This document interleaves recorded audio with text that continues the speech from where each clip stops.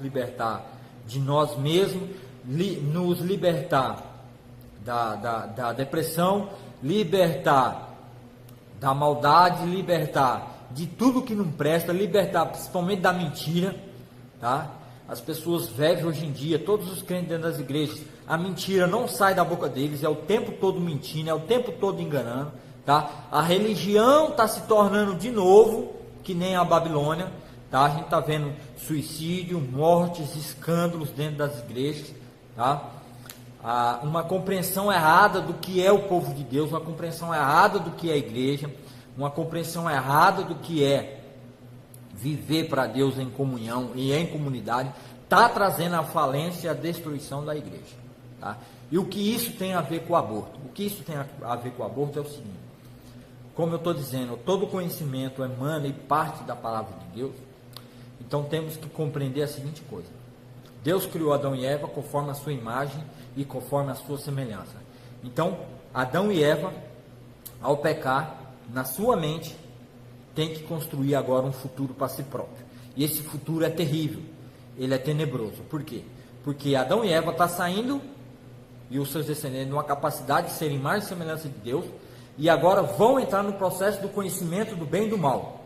E esse conhecimento vai levar eles à morte e à destruição, porque é esse o desejo do coração de Eva, para toda a raça humana. Então toda a raça humana vai entrar nesse processo, tá? Mas o homem não deixou de ser a expressão do que Deus é. Assim como Deus é em toda a sua criação, cada ser humano, cada ser individualmente, é uma expressão da imagem de Deus. Então, lá no começo, não existia uma lei específica a respeito. Quando Caim matou Abel, Caim não cometeu um crime na terra, ele não cometeu um delito, porque não havia uma lei terrena que dizia que era proibido matar o ser humano, porque o ser humano era conforme a imagem e semelhança de Deus. Isso aí vai surgir depois de toda a degradação e todo o conhecimento do mal, na raça humana pré-diluviana, Deus vai dizer para Noé e seus descendentes: ó, a partir de agora, depois que eles saem da arca, depois que Noé presta um culto a Deus, oferecendo um animal limpo em holocausto a Deus, faz uma aliança com Deus, e Deus faz uma aliança com Noé.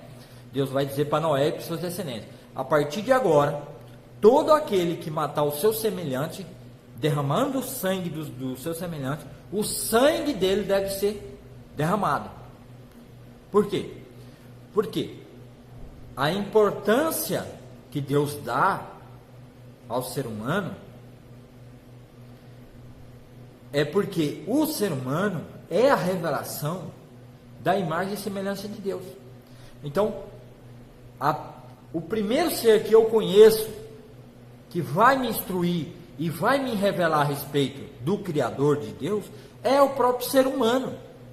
Conforme a criança tenra vai crescendo, eu tenho que ir revelando Deus para aquela criança. Eu tenho que ir instruindo aquela criança nos caminhos de Deus. E aquela criança tem eu como, em primeiro momento, seu pai, como se fosse a pessoa do seu Deus. Então a criança tem uma certa idolatria em cima dos seus pais e das suas mães, que tem que ser perdido com o longo do tempo, ensinando que nós somos apenas imagem e semelhança de Deus, e o Deus que a gente deve buscar verdadeiramente é o Deus criador dos céus e da terra. Então, quem destruir essa imagem no homem, esse homem está cometendo uma ofensa terrível a Deus. E Deus está dizendo: essa ofensa é tão grande que ela deve ser punida com a própria morte de quem ofendeu. É uma ofensa tão grave que, assim como aquele que morreu, quem ofendeu a imagem e semelhança de Deus também deve perder a sua própria vida. E o próprio ser humano deve tirar a vida daquele outro, tá? Então essa é a lei que começa a vigorar depois de Noé. O próprio ser humano tem que tirar a vida do outro que tirou a vida, porque é conforme a imagem e semelhança de Deus, tá? Então essa era a lei de Deus. Quando vai chegar lá em Abraão de novo, toda essa lei está deturpada de novo. O ser humano está matando o outro por causa de uma cidade invade a outra cidade para saquear e roubar o que tem. Quer dizer, generalizou, não é mais só porque o outro ser humano matou o outro que era inocente. A única forma de ter pena de morte era o quê? Em Noé. É quando um ser humano tirasse a vida do outro, sem causa, sem justificação. Era o único meio que podia. Não, eles distorcem. Quando chega em Abraão, o povo já estão se matando por causa de terra, por causa de olhar, por causa de qualquer besteira, porque não foi com a cara do outro, né? E aí mata. Hoje em dia se mata por causa do celular, hoje em dia se mata por causa de discussão em trânsito, hoje em dia se mata por qualquer coisa. Hoje em dia se mata até o inocente dentro da barriga, né? Que não tem culpa, que não ofendeu ninguém, que não fez uma ofensa contra ninguém. Então, esse é o raciocínio dentro da palavra de Deus. Então, Deus, quando chama Abraão, depois vai chamar Israel e vai dar lei a Israel, ele vai repetir a mesma coisa. O ser humano só vai, Israel, o povo de Israel, só vai tirar a vida do outro caso o outro mate o outro sem justa causa, sem haver uma causa específica dentro da lei para ele ser julgado e condenado à morte, tá? Porque essa é uma ofensa muito grave diante de Deus, tirar a vida de um ser humano, tá? E é tão grave que antes de existir Israel, Judá teve um filho, e esse filho de Judá casou com uma mulher que não era do mesmo clã, não era da mesma tribo. E quando ele tinha relação com aquela mulher, ele não coabitava com ela de fato, tá? Quando ele ia ter relação com ela, quando ele ia ter a sua relação, na hora que ele ia ejacular dentro da mulher para que ali pudesse ter procriação de vida, ele fazia fora o filho. Na realidade é o filho de Judá. Ou é o filho de Judá, ou é o filho de Judá, ou o neto dele. Eu não estou bem lembrado agora. Mas existe esse fato que quando ele faz isso, Deus mata ele. Por quê? Porque a intenção do coração dele, o raciocínio lógico dele é mundano. Ele está com um raciocínio mundano. Ele está pensando que ele quer se livrar de uma situação que ele mesmo gerou, e agora ele não quer ter esses filhos, porque está lá narrado, e ele está se desviando para não ter esses filhos. O que Deus vai fazer? Deus vai lá e mata o indivíduo, porque ele está se negando. E diante de Deus, para Deus, ele está se negando gerar a descendência de Deus na terra, gerar uma descendência que Deus quer que venha na terra a partir dele. Então Deus vai lá como forma de punição e os mata, e não mata só um. E depois Deus mata esse indivíduo, tá? E isso mostrando como é que Deus vê, como isso é uma ofensa, como Deus vê essa ofensa, tá? Isso é terrível, porque você tirar a vida de um inocente é a coisa mais perversa e cruel que pode existir diante do Deus Criador dos céus e da terra, porque você está eliminando, não sei o que, conforme a imagem, semelhança e a expressão de Deus, tá? Então, o aborto, a minha opinião, o que eu penso, tá? Isso é o que eu penso, o que eu vejo. O aborto, mesmo em caso de estupro, a criança não deve ser abortada, tá? Por quê? Porque o ser humano foi feito conforme a imagem e semelhança de Deus. E Deus preserva, Deus quer que o ser humano nasça. Sendo filho dele, sendo filho do reino ou não, Deus quer que o ser humano nasça, tenha a oportunidade de viver aqui nessa terra, tá? Então, a lógica de Deus para nós, a filosofia e o pensamento de Deus para nós, revelado na sua Bíblia, é que o ser humano tem que preservar a vida do outro ser, desde a sua concepção até a sua morte, ao máximo, temos que preservar.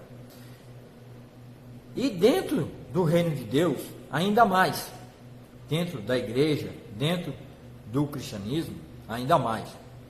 Por quê? Porque lá na lei dizia que o povo de Israel podia amar